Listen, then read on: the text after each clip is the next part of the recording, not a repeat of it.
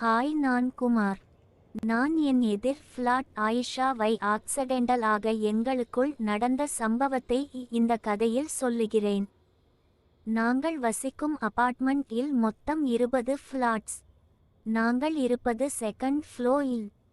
அதிலும் நான் இருக்கும் ஃப்ளாட் இம் ஆயிஷா ஃப்ளாட் இம் நேர் எதிர். நடுவில் கொரிடோ.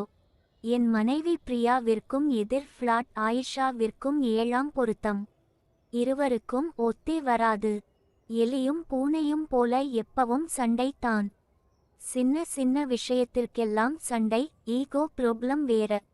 இவர்கள் சண்டை மொத்த அபார்ட்மெண்ட் வாசிகளுக்கும் தெரியும். அவ்வளவு பிரசித்தம். டெய்லி ஏதாவது புது புது பிரச்சினை. யாரும் யாருக்கும் விட்டு கொடுக்காமல் வாய் கிழிய கத்தி தீர்ப்பார்கள். நான் இந்த 2 பெண்களின் சண்டை விஷயத்தில் மூக்கையே நுழைக்க மாட்டேன்.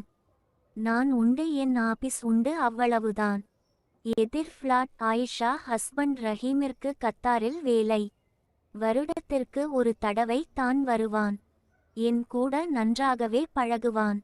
வீட்டில் ஆயிஷாவும் அவள் மாமியார் மட்டும் தான். இன்னும் குழந்தை இல்லை. கல்யாணமாகி 2 வருடங்கள் தான் ஆகிறது. எல்லாம் ஓகேதான். ஆனால் இந்த 2 பெண்களும் தான் எப்போதும் பிரச்சினை. சேச்சே நடுவுல நாம ஏதாவது சொன்னால் என் தலை தான் உருளும். அதனால் இவர்கள் விஷயத்தில் நான் தலையிடவே மாட்டேன். ஆயிஷாவை பற்றி பக்கா முஸ்லிம், ஆனாலும் சூடி சாரி அணிவாள். வெளியே போகும் போது மட்டும் மேலே புர்கா அணிந்து போவாள். ஆயிஷா நல்ல கலர், பெரிய கண்கள். வயசு ஒரு 25 போல இருக்கும். அவளை பார்க்க கொஞ்சம் முரட்டு தனமாக, கொஞ்சம் ஆம்பிளைத்தனமாக தோன்றும். அது ஒரு அழகுதான். இதெல்லாம் ஆயிஷாவை இங்கே வந்த புதிதில். நாங்கள் நன்றாக பழகும் போது அவளை பார்த்தப்ப இவ்வளவும் நோட் பண்ணியது. அதற்கப்புறம் கொஞ்ச நாளிலேயே என் மனைவிக்கும் ஆயிஷாவிற்கும் ஒத்து வராமல் போய் என்னோட வைஃப் அவங்க அம்மா வீட்டுக்கு. நேத்து தான் என் பொண்ணு ரம்யா 6 வயசு கூட்டிக்கிட்டு மாயவரம் கிளம்பி போனாள். இப்ப வீட்டில் நான் மட்டும் தனி. நான் சென்னையில் ஒரு பெரிய ப்ரொடக்ஷன் யூனிட்ல சூப்பர்வைசர் ஒர்க் பண்றேன். என் வயது 29.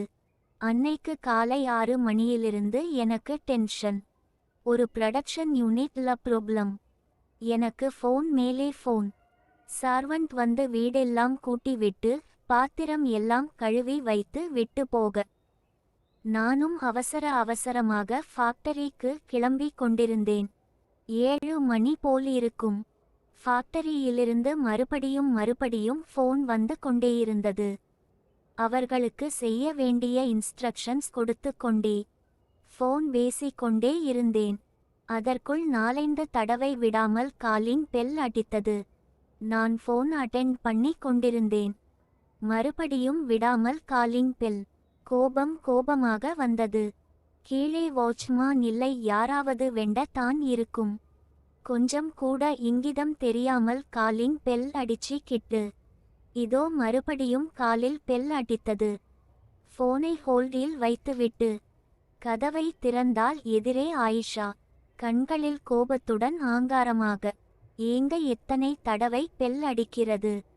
அதேதான் நானும் கேட்கிறேன், எத்தனை தடவைதான் காலிங் பெல் அடிப்பீங்க? நான் இம்பார்ட்டண்டா ஃபோன்ல பேசிக்கிட்டிருக்கேன். அது சரி, எங்களுக்கு எதுவும் வேலை இல்லை பாருங்க. முதல்ல உங்க வைஃபை கூப்பிடுங்க. பிரியா இல்லை, அவ ஊருக்கு போயிருக்கா. ஓ, அப்ப இதெல்லாம் என்னவாம்? யார் போட்டது என்று ஆயிஷா கொஞ்சம் நகர்ந்து கீழே அவள் வீட்டு பக்கம் காண்பிக்க குப்பை. அவள் வீட்டு கதவருகே பழைய பால் பாக்கெட், கொஞ்சம் குப்பை பேப்பர். எனக்கு ஒன்னும் புரியவில்லை. என்ன என்றேன். உங்க வீட்டு குப்பை. என் வீட்டு வாசல்ல யார் போட்டது? எனக்கு அப்போதுதான் புரிந்தது, இது சர்வன்ட் உமா வேலை என்று. அவள் டஸ்ட்பின் எடுத்துட்டு போகும் போது தவறுதலா கீழே விழுந்திருக்கும். நான் கொஞ்சம் கூல் ஆகி, பாருங்க, இது சர்வன்ட் வேலையா இருக்கும். எனக்கு சரியா தெரியலை. சர்வன்ட் வந்ததும் நான் கண்டிப்பா அவங்க கிட்ட சொல்லி கிளீர் பண்ண சொல்றேன். எனக்கு இப்ப அவசர வேலை இருக்கு. ஃபோன்ல வெயிட்டிங்.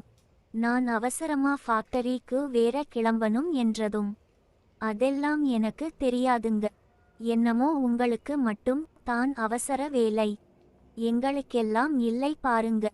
உங்க சர்வன்ட் இனி ஈவினிங் 5 மணி போலத்தான் வருவா. அதுவரைக்கும் இப்படியே இருக்கிறதா? அதுக்கு என்னைய என்ன பண்ணச் சொல்றீங்க என்றேன் கோபத்துடன். அது சரி, அவளுக்கு ஃபோன் போட்டு வந்து க்ளீன் பண்ணச் சொல்லுங்க.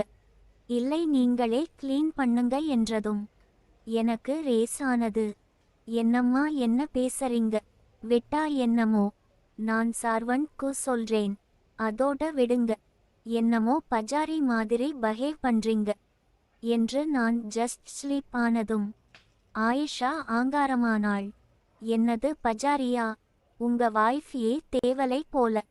என்ன ஹஸ்பண்ட் வாய்ஃப் 2 பேரும் எங்களை பத்தி மனசுல என்ன நினைச்சுக்கிட்டிருக்கீங்க என்று ஆட ஆரம்பிக்க, நான் என் வீட்டுக்குள் போய் வேண்டுமென்றே சட்டாரென்று கதவை சாத்தினேன். வெளியே ஆயிஷா சத்தம் ஓய்ந்த பாடில்லை.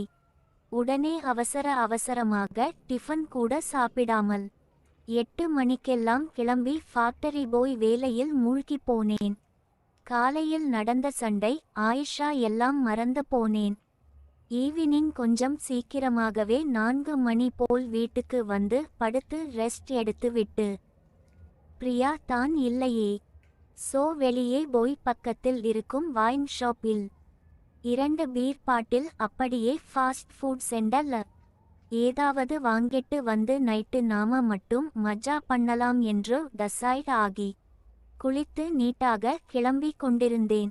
5:30 மணி போல் சர்வன்ட் உமா வந்து வீட்டை கூட்டி சுத்தம் பண்ணி விட்டு போக, அவளிடம் நான் காலையில் நடந்ததை சொல்லி, இனிமேல் கொஞ்சம் குப்பை விழாமல் பார்த்துக்க சொன்னேன்.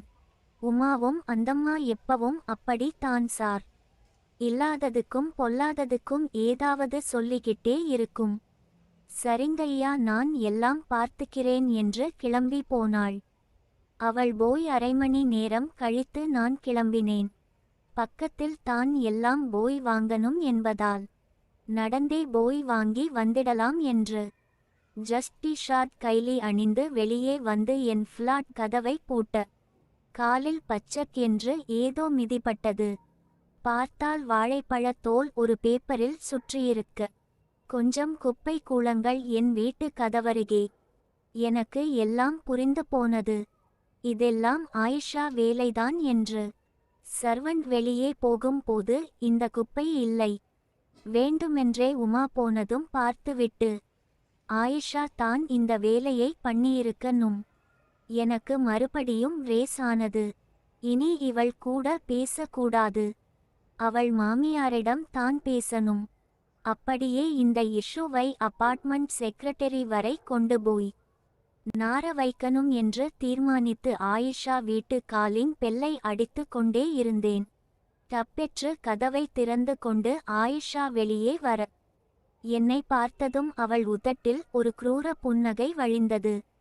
அப்போதுதான் குளித்துவிட்டு ஃப்ரெஷ் ஆக மெலிதான மேக்கப்பில் இருந்தாள். நான் இதையெல்லாம் கவனித்தாலும் அவளை பார்க்கும் மனநிலையில் இல்லை. உள்ளுக்குள் புகைந்து கொண்டிருந்தது. என்னை பார்த்து வேண்டுமென்றே என்ன என்றாள். என்னங்க இது? எது? நான் நகர்ந்து அவளுக்கு அந்த குப்பை, அந்த தோலை காண்பிக்க, குப்பை வாழைப்பழத் தோல். அதுக்கென்ன இப்ப? எனக்கு விறு விறு வென்று ஏறியது. ஹலோ, உங்க மாமியாரை கூப்பிடுங்க, நான் அவங்க கிட்ட பேசிக்கிறேன் என்று செருப்பை வெளியே விட்டுவிட்டு அவளை தாண்டி கொண்டு அவள் வீட்டிற்குள் போய் அம்மா அம்மா என்று சத்தமாக கூப்பிட்டேன். ஆயிஷா சிரித்துக்கொண்டே அவங்க வீட்டுல இல்லை என்றாள். டோர் ஆட்டோமேட்டிக்காக சாத்தி கொண்டது. எங்கேயோ வெளியே கிளம்பி கொண்டிருக்கிறாள் போலும். வீடெங்கும் நறுமணம். நான் அவள் சொன்னதை நம்பாமல் அம்மா இருக்கீங்களா? வெளியே வாங்க பேசணும் என்றேன் கொஞ்சம் சத்தமாக. ஆயிஷா கோபமாக ஹலோ, அதான் நான் சொல்றேன்ல அத்தை வீட்டுல இல்லைன்னு. புரிஞ்சிக்க மாட்டீங்களா? சும்மா வீட்டுக்குள்ள வந்து சவுண்டு விடுறீங்க.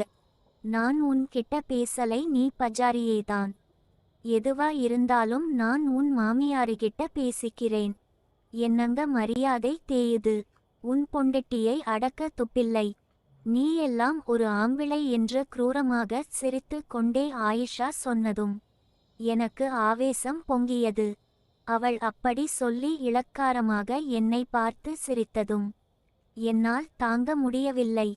கோபம் தலைக்கேறியது. என்ன செய்வது, ஏது செய்கிறோம் என்று புரியாமல் ஆயிஷாவை அவள் நீண்ட கழுத்தை பிடித்து நெருக்க வேண்டும் என்று எனக்கு தோன்ற, சட்டென்று அவள் கழுத்தில் என் கையை வைக்க அவள் மீது பாய்ந்தேன். எனக்கு என்ன நடந்தது என்று தெரியவில்லை. ஏதோ என் கால் வழுக்கி விட டைல்ஸ் தரையில் வழுக்கி ஆயிஷா மீது விழுந்தேன். அடுத்த பாகத்தில் சந்திக்கலாம்.